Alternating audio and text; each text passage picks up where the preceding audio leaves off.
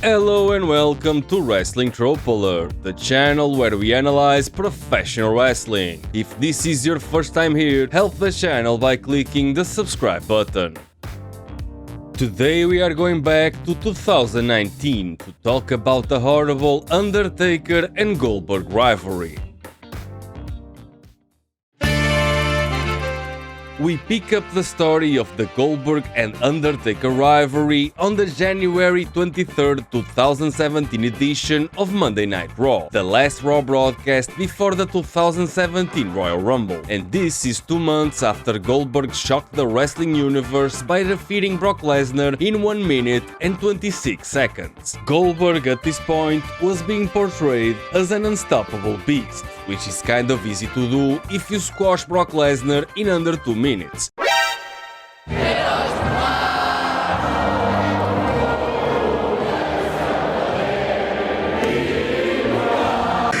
Bill Goldberg was now 52 years old and was getting to show his son the man he was almost 20 years ago in the ring, and that seems to be his motivation for this run, being in the ring to give his son Gage a different look at his father.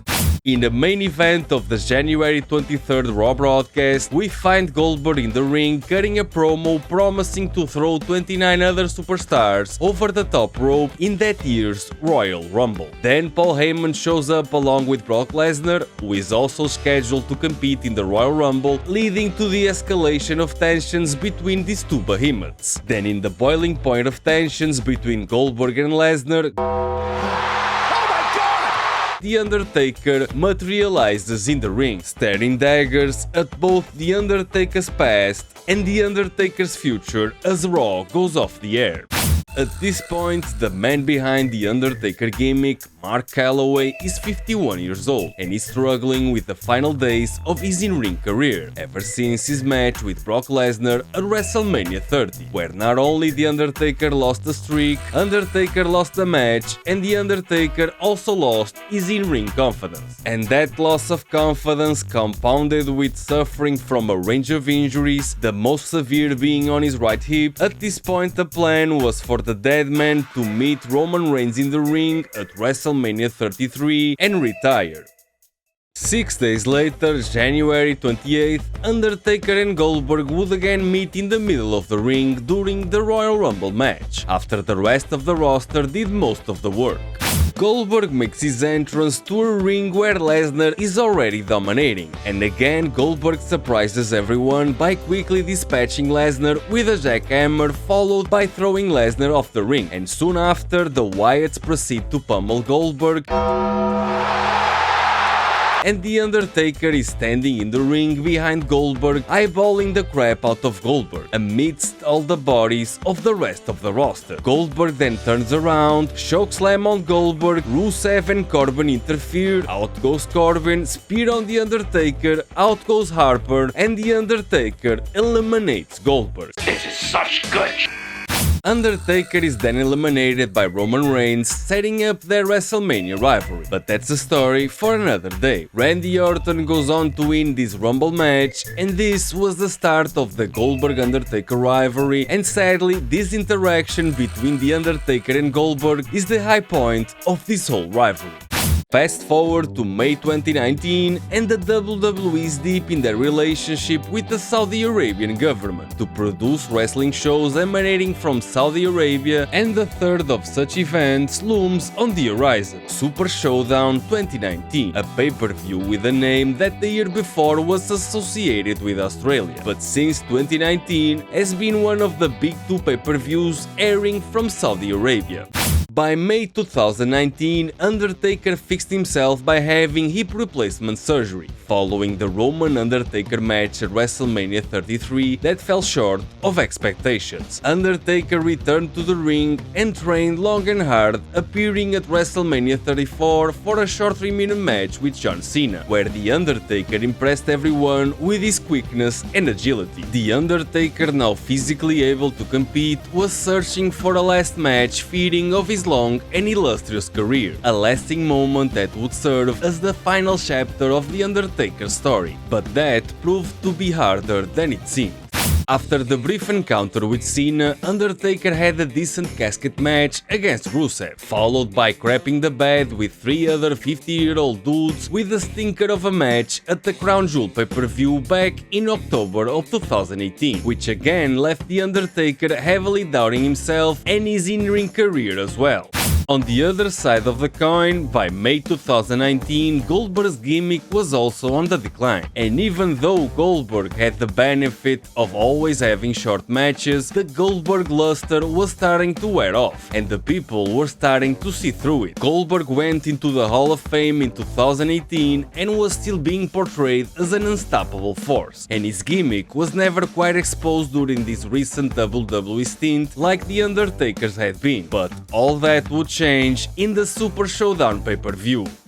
On the 14th of May 2019, the match is announced to various media outlets. A marquee match happening for the first time ever seems to be an enticing match prospect for fans to salivate for. But as much as this match seems to sell itself, and one would think that the WWE could coast on this marquee alone, that's precisely what they did, and that's precisely why it sucked. Starting on the Money in the Bank pay-per-view, the pay-per-view that saw the birth of Boombox Lesnar, the WWE began to promote the Goldberg-Undertaker match, with a simple promo package that lasted for 40 seconds, airing during the Money in the Bank pay-per-view. What's as good or better than WrestleMania? WWE Super Showdown pay-per-view. This promo on its own, supported by a story told by both men, would be okay, but sadly the WWE thought they could coast on the laurels of these two aging wrestlers, and over the coming weeks this rivalry would only be supported by 40-second promo packages, and worst, product placement commercials. Never-ending Winning Streaks is presented by Golden Corral. We have never seen a man quite like this. Moments we need to relive is presented by Liberty Mutual Insurance. This Undertaker seems to be impervious to pain. On the following Raw broadcast, May 20th, again a promo package was aired, this time attempting to brand Goldberg with the Icon moniker, a moniker associated more commonly with the Icon Sting. WWE Super Showdown will be as good as or will exceed WrestleMania. A day later, on May 21st, the same exact promo airs on SmackDown, but still no Undertaker or Goldberg, and worst of all, still no story. On the following Raw broadcast, May 27th, the episode where Brock Lesnar comes out with a Money in the Bank briefcase with speakers, again a promo package is shown instead of a compelling story. WWE Super Showdown will be as good as or will exceed WrestleMania. And a day later, May 28th, a WrestleMania caliber pay-per-view. WWE Super Showdown pay-per-view. On the last Raw broadcast before the Super Showdown pay-per-view, there is an appearance scheduled by one of these two wrestlers. But sadly, like this whole rivalry, it would be too little, too late. But before that happens, the promo package from hell again airs. A WrestleMania equivalent pay-per-view live. WWE Super Showdown pay-per-view. Let's be honest, Super Showdown was more equivalent to ECW December to Dismember 2006 than any WrestleMania, so in honor of these horrible lines, I made up my own. Super Showdown, crappy matches in the desert. Super Showdown, because Vince McMahon only cares about money. Super Showdown, a WrestleMania equivalent in a country without free speech. Super Showdown, a Heroes of Wrestling caliber event. Super Showdown, I can't believe it's not WrestleMania. I'm the game, Triple H, and I would like to Personally ask you to press that like button. Thanks. Back to the regularly scheduled programming. 5 minutes before Raw goes off the air, Undertaker makes his entrance, still keeping the gimmick alive and taking his sweet time getting in the ring. Undertaker then proceeds to cut a ominous but business as usual promo. When the Reaper beckons, you answer his call. This Friday, I don't want the family man. I want the unstoppable, mythical Goldberg. I will open the gates of hell. I will claim your soul for all of eternity. Goldberg, you're next. On the following day, again my favorite promo package airs. A WrestleMania equivalent. WWE Super Showdown pay-per-view. In this episode of SmackDown, it's time once again to have aging dinosaurs in the main event, stealing the spotlight from the wrestlers that hump the road all year round, like Sami Zayn, Finn Balor, or I don't know, AJ Styles. Life sucks, and then you die. The people start chanting as a random security dude pounds the door.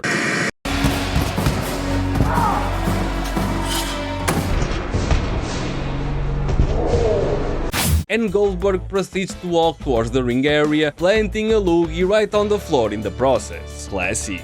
Goldberg finally enters the ring as the people chant for his name. Thank you, Laredo! Goldberg proceeds to cut a promo showing exactly the problem that has been plaguing the WWE for the last 20 odd years. A whole lot of telling and very little showing.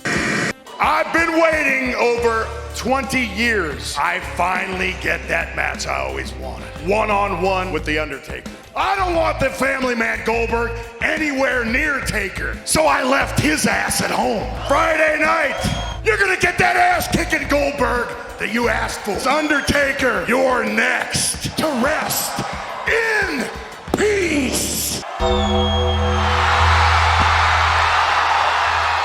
And wrestling trope alert, The Undertaker is behind Goldberg, because that's what supernatural gimmicks do in the WWE. These two 50-year-old Attitude Era dinosaurs proceed to eyeball each other. Then again, the gong strikes and The Undertaker disappears. Goldberg is left alone in the ring and tells The Undertaker, Bring your jock strap! Tighten that sumbitch up tight. Big man, it's gonna be a ride. Here we have two legends of professional wrestling in a heavily anticipated match, but unfortunately the WWE falls victim to their very own ego, relying only on the accolades of these two ring legends instead of making all new stories. This is awfully similar to Crown Jewel 2018, where the WWE's arrogance was such that the mere prospect of DX versus the Brothers of Destruction was enough in their minds to produce something great. But at least the DX and the Brothers of Destruction rivalry had a story, even if it was boring and badly executed. It had the retired wrestler forced to return from retirement to align with his friend to battle their old nemesis. The Goldberg vs Undertaker rivalry has two promos which are lackluster at best, a marquee, and little else. Every week you're trying to come up with something different and something new.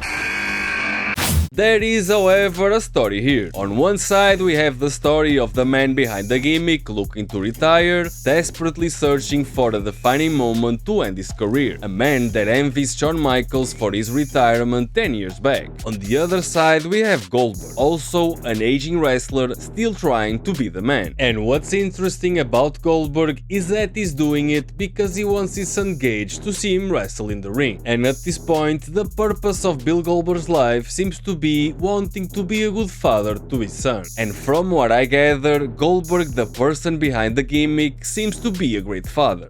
This is our story, it's reality and it wrote itself. We just need to translate it into the TV screen in 5 simple segments. For this story to work, Goldberg would need to be facing someone on the Money in the Bank pay-per-view, in a sort of feel-good match against a heel like Baron Corbin or Dolph Ziggler. And after Goldberg dispatches this random heel in swift fashion, Undertaker is in the ring confronting Goldberg, and The Undertaker says, "This mortal coil that I inhabit is reaching its final days. The Undertaker will live forever, but this body will not. Goldberg, you have been chosen. If you have what it takes, you can be my end. I will not make it easy. I will go down swinging, and I promise you the fight of your life. If you are victorious, the legend of The Undertaker will go on, but this mortal shell that it inhabits will not. But if you fail, if you're not the man you portray yourself to be, Goldberg, you will be the one to rest in Peace. Goldberg is left dumbfounded in the ring by The Undertaker's words. Goldberg is at home hanging out with his family, calling from satellite to a Raw broadcast, answering questions about The Undertaker's challenge. And at first, Goldberg, out of respect, doesn't want the immense burden that goes along with retiring The Undertaker. Then the lights in the arena go out, the satellite feed breaks off, and everyone is in panic mode trying to re-establish communication with Goldberg's house, ultimately resuming with the show, telling the audience later that everything is fine back at Goldberg's house. A camera crew is hanging out with Goldberg to do a 24 or chronicle or Last Ride type of show, and suddenly the camera stopped working. That's weird, the camera stopped working. Oh no, what the hell? What happened here? Goldberg is on Raw to address The Undertaker in the ring later, and Goldberg has his son Gage along with him. And Goldberg proceeds to the ring to address the Undertaker situation, leaving behind his son Gage alone in the dressing room. Goldberg in the ring says that although he respects The Undertaker and would definitely like to have a match with him, The Undertaker has raised the stakes too high, and Goldberg says that he's not the man that he once was. He's now a family man that just wants to raise his family in peace and have the occasional match. Then the lights go out, and on the Titantron a video plays featuring Gage Goldberg being transported somewhere in the bowels of an undisclosed building, and Goldberg starts to freak the fuck out. Goldberg then sprints back to his son, and backstage Gage is sitting calm and collected, unaware of what's happening. It was all mind games. Goldberg is on Raw again, walking to the ring to call out The Undertaker. The lights go out, Undertaker materializes in the ring, the crowd reaches a fever pitch, and Goldberg tells The Undertaker, You're next! Jackhammer on The Undertaker. Undertaker is left laying, short and sweet, and this, in my opinion, was the way to have a nice story for these two giants of the ring. At Super Showdown, in the main event, Goldberg's music plays, the people chant for a while, and someone backstage knocks on Goldberg's door. A loud thud is heard, and Goldberg appears with an injury on his forehead, spitting on the floor like a true gentleman, making his trademark long entrance flanked by security guards. Because the older you get, the longer is your entrance, because more entrance, less match. Goldberg then walks through the mist and misses his pyro cue completely. The Undertaker rises from the void with his awesome mystique. A dark, ominous shape walks towards the ring to come face to face with Goldberg, removing his head, leaving only the emptiness of his eyes. Goldberg is introduced, Undertaker is next, and the Reaper beckons, you answer his call. Goldberg traces his finger across his throat. Undertaker punches Goldberg for stealing his gimmick. Off the rope comes Goldberg with a spear 15 seconds into the match, and a second spear on The Undertaker straight into a pinfall attempt. Undertaker rises from the dead. These two are not paid by the hour, it seems. Goldberg punches Undertaker, Irish whip. Undertaker reverses and grabs Goldberg's neck for the choke slam. Goldberg overpowers The Undertaker, roll through, and Goldberg grabs The Undertaker for the horrible knee bar as The Undertaker sells. Undertaker forces the break by grabbing the ropes, never seen that before. Irish whip into the opposite corner. Again Goldberg charges with the spear, nobody home, and Goldberg spears the ring post. This was the point that the match went downhill. Goldberg presumably hit his head on the steel brackets that hold the ropes in place, compounded with the fact that Goldberg had already intentionally smashed his head against the door. This moment is where the shit hits the fan and this match goes off the rails. Goldberg is now busted open as The Undertaker punches Goldberg in the corner. The pace of the match falls dramatically. Undertaker works on Goldberg's arm with some vintage offense, looking to walk the ropes and go old school. Goldberg stumbles as The Undertaker signals for the chokeslam. The dudes in the front row look concerned, as does the man behind the gimmick, Mark Calloway. Goldberg takes his sweet time turning, chokeslam on Goldberg. Undertaker traces his finger across his throat looking for the tombstone. Goldberg Goldberg hits a tombstone with the top of his head, grazing the canvas a little too close for comfort. Pinfall attempt, and Goldberg kicks out as the people eagerly anticipate what's happening next. Undertaker crashes Goldberg's head into the corner, Irish whip reversal, and both men clothesline each other off their feet. Both men get back into a vertical base to trade blows center of the ring. Irish whip on Goldberg, running clothesline, Goldberg falls victim to the snake eyes, but immediately Goldberg takes out the Undertaker with the third spear of the match. And as Goldberg attempts to put the Undertaker through the jackhammer, disaster strikes and Goldberg almost ends the Undertaker's career along with Mark Calloway's life by botching the jackhammer. Near fall, and then Goldberg attempts to tombstone piledriver the Undertaker. But much like WrestleMania 33 with Roman Reigns, again this move is botched and both men fall to the canvas. Undertaker, seeing the failure of this match, decides to end the match right here, and Undertaker chokeslams Goldberg, and this match ends with the disappointment in the face of Mark Calloway, a man desperately looking to retire on his endless search for the perfect last moment to end his career on.